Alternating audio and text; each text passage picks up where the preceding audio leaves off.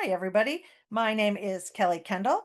I am the owner and head trainer at Happy Dog Acres in Roscommon, Michigan. Today, I'm going to be talking to you about some quick tips that you can provide your potential adopters that can help them to have some good expectations for when they take their new best friend home. They're quick tips that anybody on your team can provide. So let's dig right in. The three most common post-adoption things that I see that I get calls for is that the dog is nervous around men. So, my dog must have been abused in the past because he's afraid of my husband, boyfriend, son, father. The second one that I get very commonly is, oh, they got along great at the meet and greet, but now when I brought him home, they aren't getting along as well with my other dog, my kids, my cats, whatever the case may be. And then kind of the biggie, right? What we saw in the shelter is not what we're now getting after a couple of weeks at home. So I get calls for various things, but these are probably the top three that I see. So just kind of as a caveat, as I'm talking through all of this, there are always, of course, but what if, but what about, but these are things. There's lots of different scenarios that go into any situation, right? But we're here, this is the lunch and learn, right? So we're just giving some quick tips, some things that you can easily and shortly share with adopters. So if something that I'm saying you kind of think doesn't jive with what you are feeling or what you're thinking about something, let me know. I'm happy to address it. It's not a deep dive into every potential scenario that could be out there within relation to these three things. Let's talk about the first one on the list here, which is my new dog doesn't seem to like men. So all of the time I will get this question, they must have been abused. They don't like men. So a man must have abused them. And well, that's certainly possible. If you don't know a dog's history, anything is possible, of course. But it is not always the case that just because they don't like men doesn't mean that they were abused by men. If you know that they were, of course, you can follow your protocols for sharing that information. But let's say you have an adopter in the shelter who's like, oh, he seems afraid of my husband. We're not going to take him, even though we really thought we liked him. And you want to be able to address that scenario. First, let's take just a little mini segue into some doggy doggy learning, if you will. The prime period where dogs are learning all about the world, what's safe, what's cool, what's fun, what I like, what I don't like, is from about 4 to 18, 16 weeks old or so. Of course, that varies, and can change as time goes on. Remember everything, this is just the basic scenarios. But that's kind of their prime learning phase where they learn what the world is all about. If they don't get a lot of experiences during that time, maybe they weren't in a very good living situation and nobody abused them, but they weren't kept in a very enriching environment. They just were kind of in a crate or in a back room with other puppies, or occasionally someone came in and petted them and fed them. I mean, whatever the scenario might be, right? The potential is they just weren't exposed to a lot of things, so they didn't learn that a lot of things in the world could be cool, safe, fun, exciting. And then what happens as they get a little bit older, they kind of move out of that period where their brains are the most open to taking on new information. And they start to realize, hey, I'm about to go off on my own into the world. I'm leaving the fold and I have to make life for myself. And they become more into a fear period, which of course benefits them, right? If you're afraid of stuff, you might not get killed by stuff. So that's just a sort of a biological directive of their mind. As they get a little older than puppyhood, now things that they aren't sure about are probably scary. So a dog that is scared of men maybe just wasn't exposed to things. And no offense if we have any men on here, right? But men are generally considered scarier. They're bigger, they have deeper voices, they project themselves different, they smell different, right? They're going to smell a little more testosterone, which is something that informs the dogs of a potential threat. So a puppy that somebody is interested in maybe was never abused by someone. They're just doing what to their brain tells them is safe, right? I should be afraid of this person just in case. I'm not sure what might be with them. So, all of that having been said, what are some quick tips we can give people if they're worried that a dog may not fit into their family because they have men in their family? You can let them know, and this will be a common theme you guys will see. hey, if you're really interested in this dog and you like them, maybe they weren't abused. They just need a little help experiencing the world. A great trainer will be of good benefit to you guys. And I've put a link in the chat for where you guys can find trainers if you don't have any that you regularly recommend to. I also put my link in there because I do Zoom consults and things like that for people as well. But so somebody's worried about taking a dog home because they just don't seem to warm up to the man part of the family as much as the woman, or a single man who's interested in a dog. You can just let them know, you know what, we just have to teach them that the world is safe and you're part of that safety. It doesn't mean that they are forever afraid of men. We can change their pathways in their brains so that they now learn that their man is a trustworthy person. They like being part of his family. And that's the quick tip that you can provide for that. Hey, check in with a trainer, see what they think. You know what? Give him time to warm up at home, and I bet he'll like you if you're a nice person to him. He just has to learn that you're safe. This is a big one. These pups get along great at meet and greet, right? I know most shelters will do that. They'll have them bring in other dogs from the family or kids to meet the potential new dog and see how it's going to fit in the family, and they get along great. And they take them home, and then it's not so great. Quick tips that you can give people. They may not even look like they need a tip, right? Because here they are in the meet and greet, everything's going great, and they're like, okay, this is awesome. Yes, I'm going to take this dog home. An important part of quick tips is that it's preemptive, right? We don't want to wait until they go home and have a problem and then are trying to return their dog to the shelter because they have a problem they didn't know they were going to have. So if all is going well in the meet and greet, we're not trying to throw a wet blanket on the proceedings. We just want to make sure that they have a little bit of info to take home with them. So you can say something like, wow, this is amazing. I think you guys are going to have a great life at home. You know what you can do to keep this good vibe going? Give your new pup some space when they get home. Just let them get into the house. Let them settle in. You don't have to let them play together right away. They don't need to be greeted at the door. Just let them take a little break when they get into the house.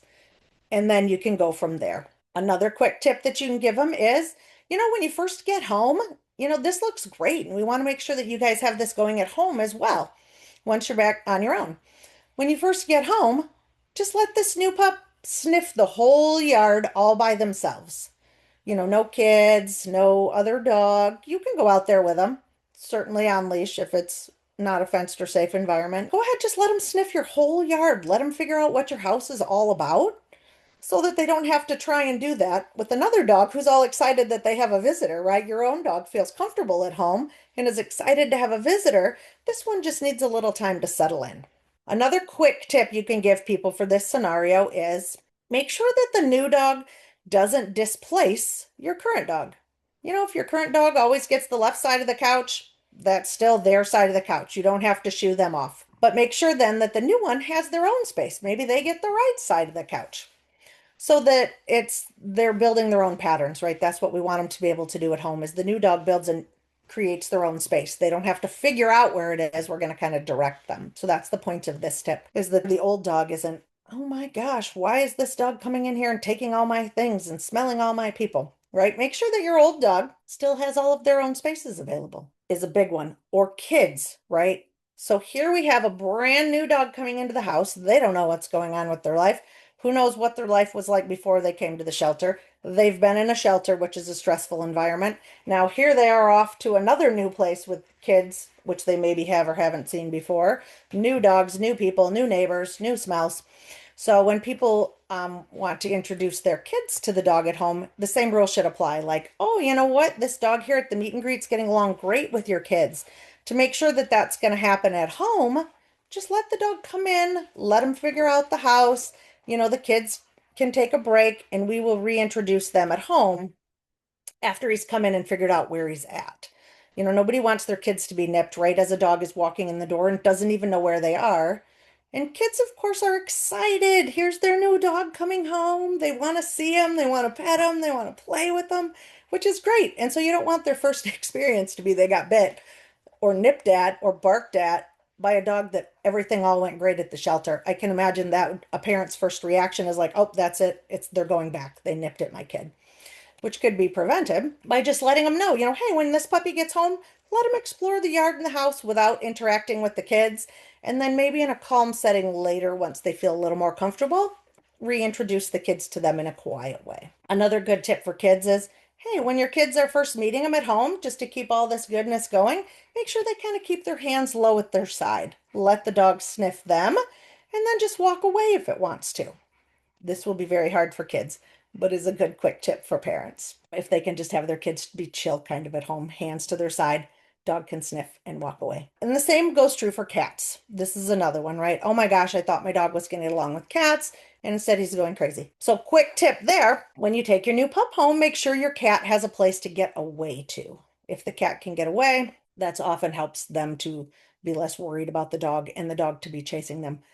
So when you first get home, if you have a kitty and we want to make sure that it all keeps going well, just put your kitty away when the dog is first coming in so that that's not their first sight is something to chase or something scary. And these are all things, guys, that anybody who's having interaction with the potential adopter can say, along with the rules of your shelter, of course. You know, anybody who's watching the interaction or helping them with their kids could say things like that, like, wow, this is great. You want this to happen at home. So just make sure you give, Sparky a little bit of space when he walks in the door. Have the kids watching some TV or something for a few minutes. Anybody who notices some people discussing whether or not a dog is going to like a man when they bring him home can say, oh, you know what? You just got to give them time to open up and some safety sometimes. Check in with a trainer. This could be a great dog for you guys. Any of the quick tips you can just throw out there. That's the idea, right? Is that it doesn't have to be a long conversation. Top thing. This dog is not the same dog I saw in the shelter. In the shelter, they were so, and you can get various versions of this. Wow, in the shelter, they were so calm. They were so chill. I thought they were going to lay on the couch with me and watch TV, and it was going to be a great couch potato. Now, they're eating everything in my house. They're running zoomies all over the place. They've run out the front door, and I can't get them back for 2 days. This is way different than what I thought it was going to be, or vice versa. Somebody saw one of those amped up dogs in the shelter, right? They're boinging and they're running around and they're all excited and they're playing ball with them at the meet and greet.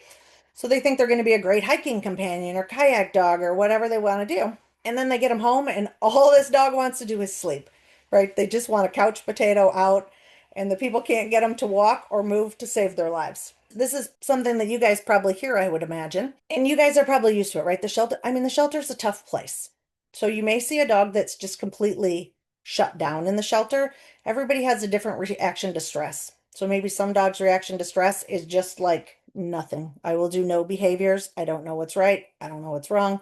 I'm just going to be here. Some dogs' reaction to stress might be right to just go insane. They're jumping up and down at their gate. They're going crazy. They're barking at every little sound that they hear. And that may or may not be their true personality. They're just kind of stressed out. They're a little bit worried about what's going on. So, what kinds of quick tips can we give people who are looking at dogs and seem to like what they see when we, as the providers, know, you may or may not get that once you take them home? We're not sure what it might be. You don't want to tell them that, right? You don't want to be like, oh, you like their personality? Well, good luck in 3 weeks. That's not a good quick tip, right? We want to give them things that are going to be empowering, things that are going to be helpful. Some quick tips that you can provide. Again, like I said before, the common theme being find a trainer, so you could be like, oh, wow, you really like Sparky's personality. This is a great dog. I think you guys will love him. What are your dreams for him? What do you want to do with Sparky? That question gets people thinking. At least then they've had some thought. Sometimes it just seems cool. I will admit I have lots of dogs. I've been in this position before. You go to the shelter and you're like, oh, I just want a new dog. I don't know. I just want to get one. But so if we ask them, wow, what are your dreams? What do you want to do with this dog? That gets them thinking like, oh, you know what? I really just want them to like sleep on my couch. I want to go out in the yard and garden while they lay in the shade. Or I'd like to take them kayaking with me. We do adventures every weekend.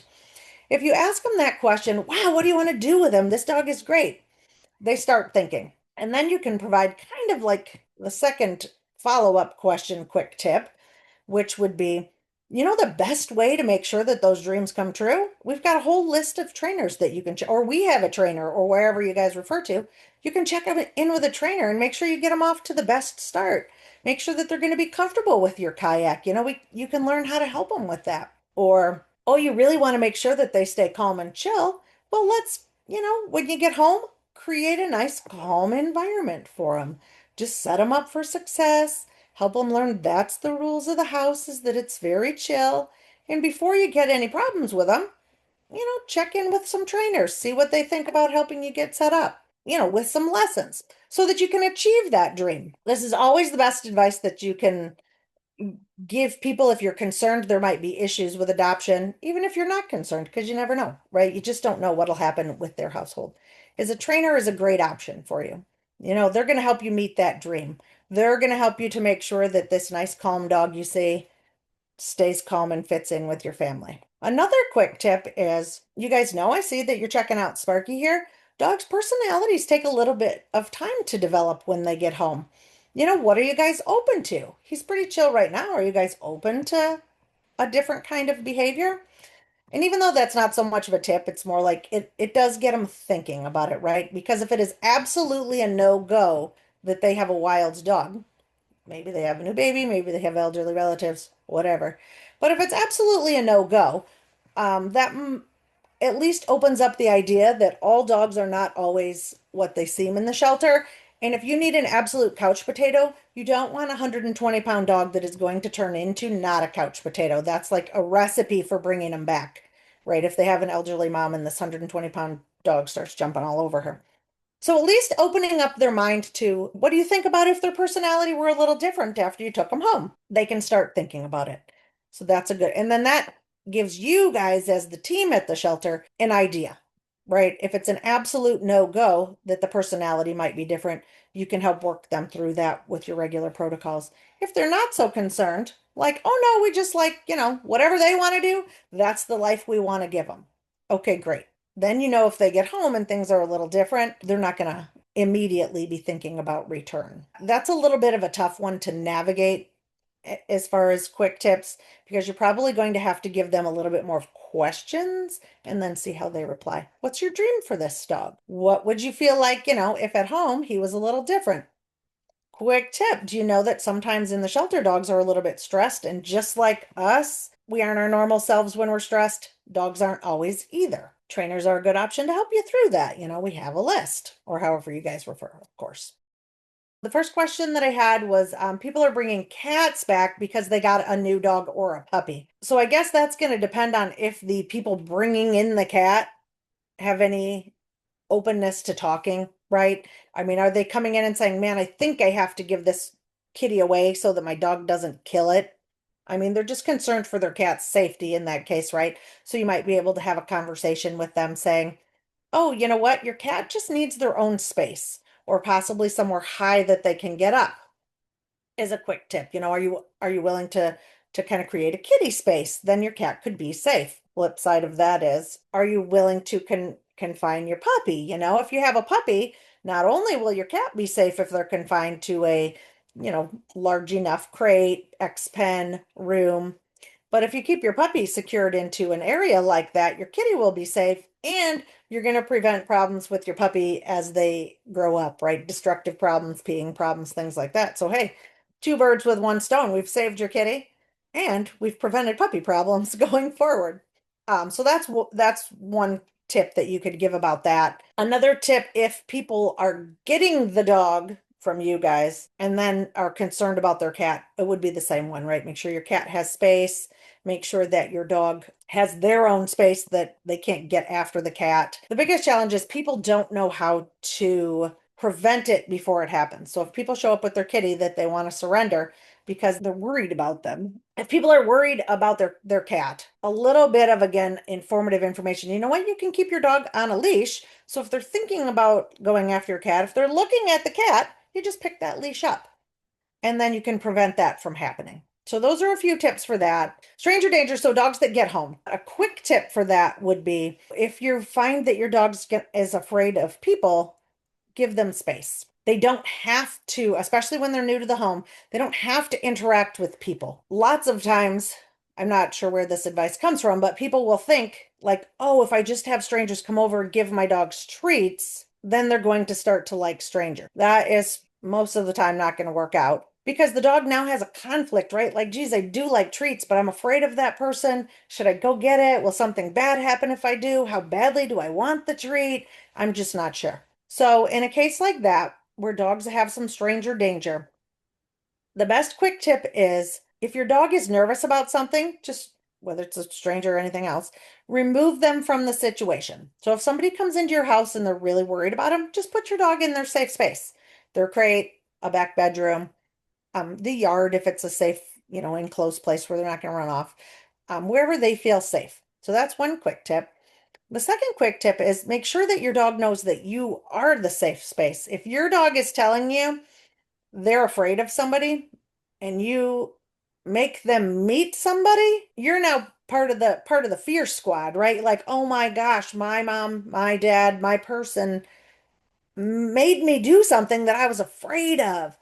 So what you can do is if your dog's nervous of people, keep them by you. If they can't go to their safe space, keep them by you and you can provide treats. You can provide some chicken, some cheese, whatever they're hold their stuffy with them if they like to have their stuffy in their mouth. You can hold on to the other end so that you guys are like a team in safety. And what that starts to do for your dog is if people ask, well, what's the point of that? What that does is teach your dog that you are safe. So if I'm worried about somebody else, it's not that big of a deal because I'm with my person who keeps me safe. They're here with me. They're helping that conditioned emotional response, right? They're giving me treats and tasty things.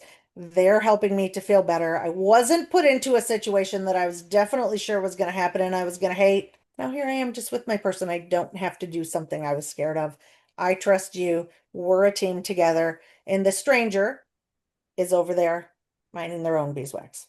Right. So you're having a conversation with your neighbor, your friend, whatever, but your dog does not have to interact with them. The other quick tip for this one would be sometimes you have to go practice as a dog owner in the mirror saying, oh, we're not doing greetings today. We're in training or whatever you want to tell people.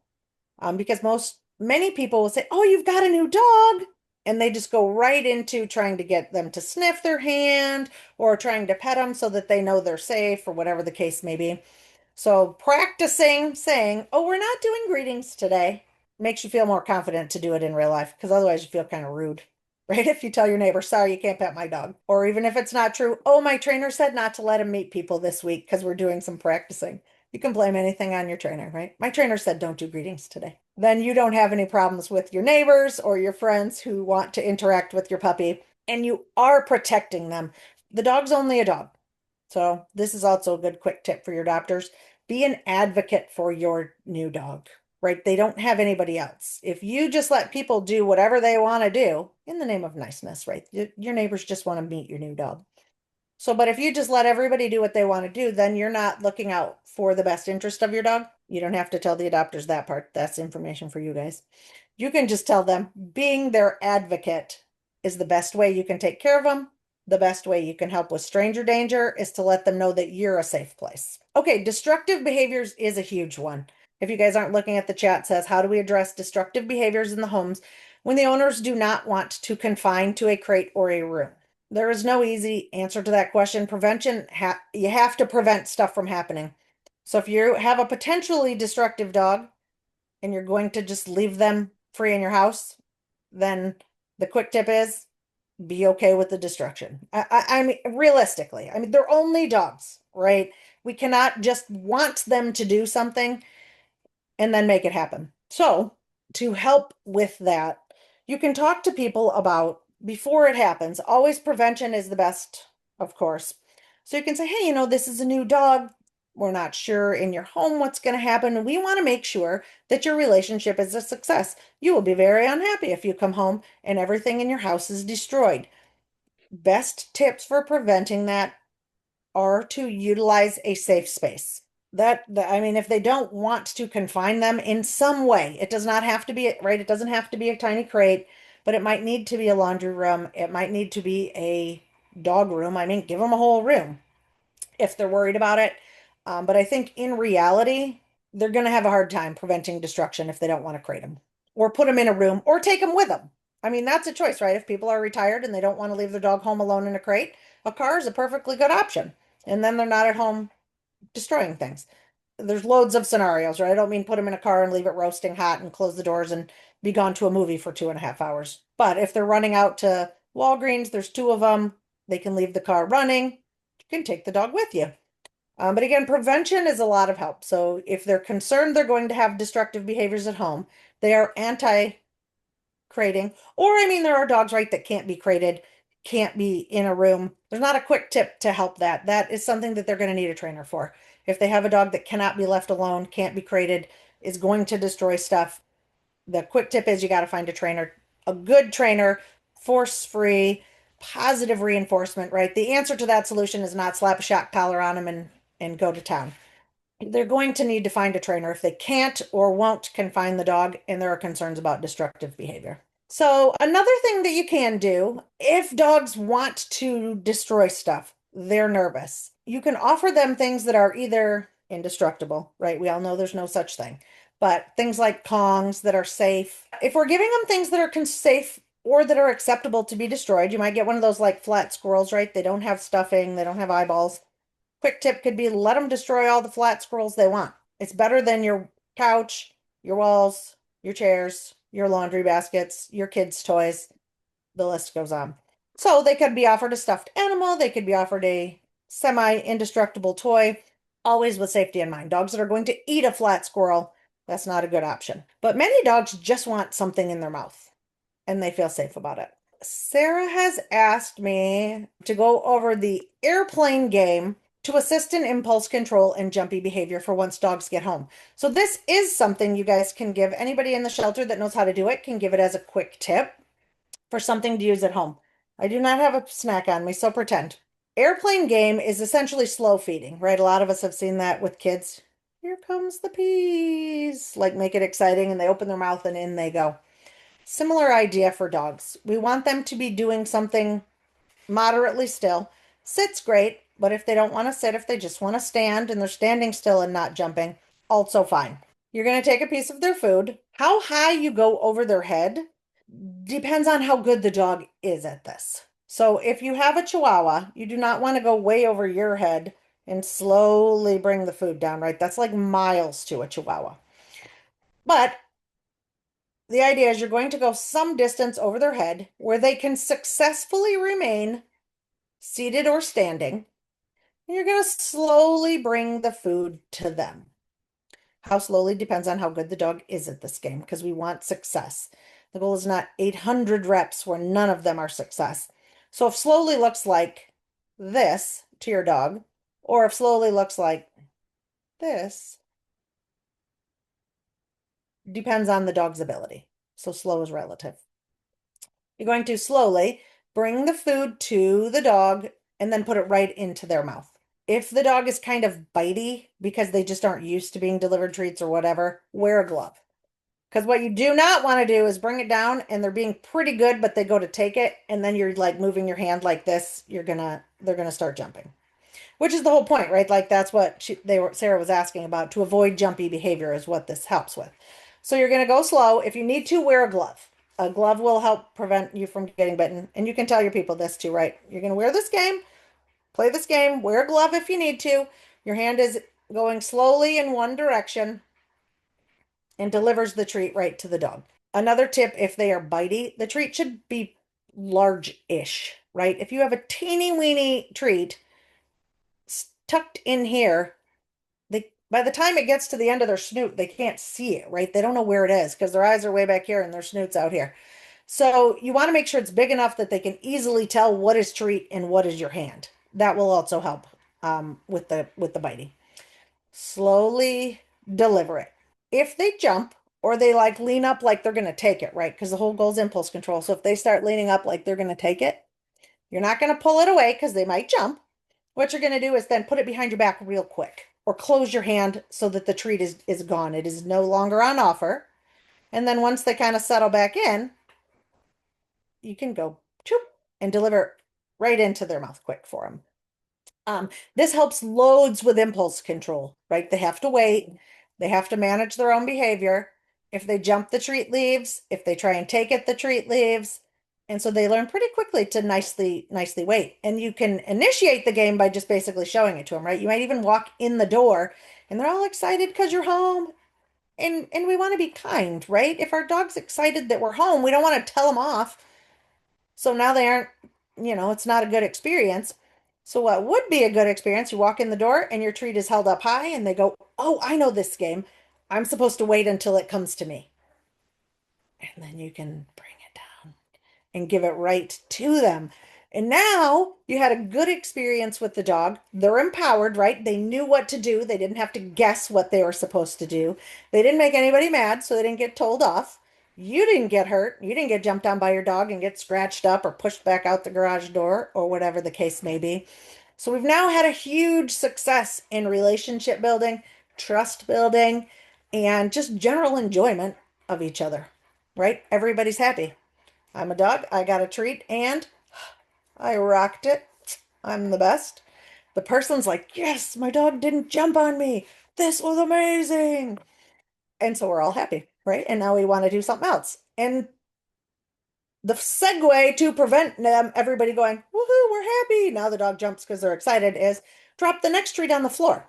So we've done a couple at airplane feeding. Things are going great. We're all happy. We're going to drop two or three on the floor over there, over there, for them to go eat so that we can now move away from the door without then having jumping. Because that's the next thing, right? Once everybody's a winner, they get all excited and then they want to jump and be crazy. Jan says, I think people don't know how to introduce a dog to their cat. The cat gets mad, they pee, and then they dump the cat. Oh, okay. Again, if you're getting the cat brought to you at the shelter, I mean, this whole scenario has already happened, and you can recommend a trainer. But if you're sending a dog home and you know there is a cat, quick tip is they probably don't need to meet right away. Same as with the dog and the kids. They don't need to walk in the door and your cat is sitting right there going, what have you guys brought home? Oh my God, it's a dog. Right. And then they go pee somewhere. So the cat, put them away. When you first bring the new dog home, you can tell the owners, they're on leash, they're secure, walk them around a little bit, let them go potty in your yard. You don't want them to pee in your house either. Walk them around, let them go potty, let them smell things. If you have a cat, go put your cat wherever they like to be, right? In the laundry room where their food is, in the bedroom where they snooze on the bed, in the front window where their kitty tower is, whatever, wherever they go. Tell people, go in and put your kitty away so that they are not confronted with, again, the same idea, right? Ooh, my people are home. This is exciting. Oh, it's actually bad. Boo, they brought a dog. So if the cat's put away, they're spared that kind of trauma. The dog gets to come in without their first experience being like, oh my gosh, a cat. And then they want to chase it, and the whole thing starts off bad. So the kitty should be able to have their own space, probably for even days, a week or two if they want it, right? The cat can pick when they are ready to meet the dog, I think is a good. I will provide you. I'm not a cat expert, okay? I guess I should caveat with that. But I do have a bunch of cats and I work with dogs all the time. But cats, if they have their own space, they can choose when they want to come out and see what's going on. And if you let owners know, and then when you see your kitty coming out, engage your dog in something else. They could be playing that airplane game. They could be doing something else. Sit is not a good choice. Sit is very difficult to maintain if there's a thing I would like to chase over there. So, but they could be doing something, right? They could be playing the airplane game. You could be just throwing treats in the air for them to catch so that their attention is engaged. And here the cat can come in and see what's going on and then decide if they want to stay or leave without the dog even knowing that they're there yet. So that's probably a good quick tip for people. The best quick tip, again, from my perspective, from the people that I see that come to me and are having challenges with their dogs, the best quick tip is to encourage people to engage with the trainer early. Don't wait until you have a problem. Like, this is a new dog to you. They've got whatever background going on from the shelter. Let's give them a great start. Engage with a trainer. Here we've got a list of them, or we have a trainer here in-house. Take advantage of that. Sometimes it's really hard when you're dealing with a new dog to think about that, but put that on your list to get a trainer when you get home so that you can make sure they have a good start. Probably the second best thing is to just give them time and some space. Many people are very interested in making sure that their dog behaves right from the outset. They must sit, they must stay, they must not jump on me, they cannot do this. And so quick tip is set it up so they can't do that. If you don't like those things, nobody likes being jumped on, right? Nobody likes their cat being chased. Nobody likes their kids being nipped. Those things aren't good. We don't want those things. So let's set your dog up so they can't do those and then just give them some space. Let them have some time. contact a trainer so that you know what to do going forward, so that you can make sure this new dog you've got at home is the best success. You want him to be your hiking buddy? Great. Here's a list of trainers. They'll help you work on making that happen. You want them to chill out at home and not chase your grandkids? Great. Give your grandkids and the dog some space from each other and contact a trainer to make sure that they stay up to date with that. You're worried that your dog doesn't like you because you're a dude? You know what? Just give them a little bit of space. Let them know you're safe. Don't try and force them to take treats out of your hand right at the beginning. Let them know your home is a cool place where they can come and relax, and contact a trainer to give you a hand in making sure that they become comfortable at home with you and you guys are best buddies for life. That's my quick tips, guys. Well, thank you, Kelly, for sharing your knowledge with us and everyone for spending part of your day with us. We really appreciate you joining us for our first Lunch and Learn. If anyone has any feedback or ideas for future topics, we'd love to hear from you. So we hope you enjoyed your time with us, and we look forward to seeing you at future Lunch and Learns. Thanks, everyone.